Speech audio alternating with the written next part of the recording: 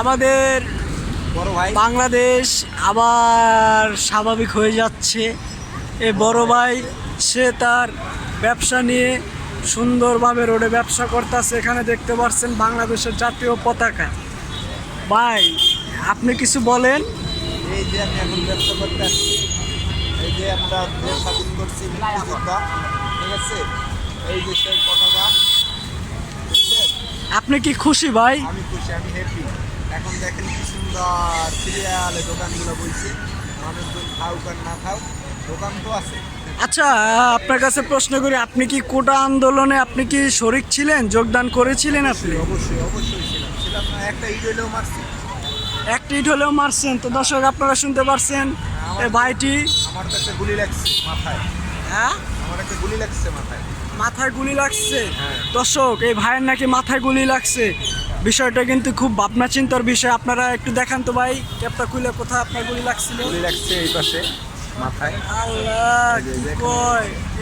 এই যে আমরা দেখতে পাচ্ছি দর্শক এখানে তো আমাদের লোকেশনটা হচ্ছে বন্ধুরা, আমরা এখন এটা ঢাকা সাভার স্ট্যান্ড বলে এটাকে। তো ঢাকা সাভার স্ট্যান্ডে আমরা দেখা পাইলাম একটি ভাইয়ের, সে ব্যবসা করে। তো আপনারা দেখতে পাচ্ছেন এটা হচ্ছে আমাদের দেশের পরিস্থিতি।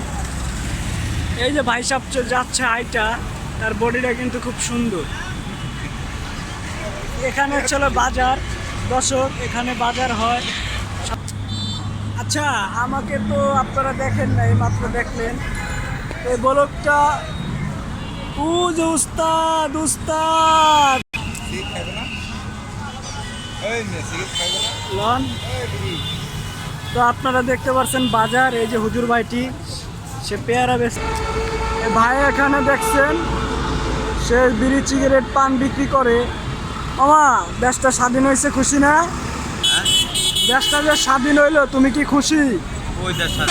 স্বাধীন হয় না, দেশ বলে স্বাধীন হয়েছে, হাজার হাজার মানুষ কইতাছে দেশ স্বাধীন। কিছু লোকের দ্বারা স্বাধীন হয়েছে, কিছু লোকের দ্বারা স্বাধীন হয় নাই। বাস্তব একটা কথা মামা, বাস্তব কথা কইছে। স্বাধীন তো হয়েছি। স্বাধীন হইলো কেমনে? হ্যাঁ ভাই কইতাছে স্বাধীন হয় নাই। ভাইয়ের মনে জ্বালা আছে, আওয়ামী লীগ, অভাবে আছে, অভাবে আওয়ামী লীগ বেচা কিনা নাই। হবে হবে, আপনাদের ব্যবস্থা এই সরকার করবে ইনশাল্লাহ।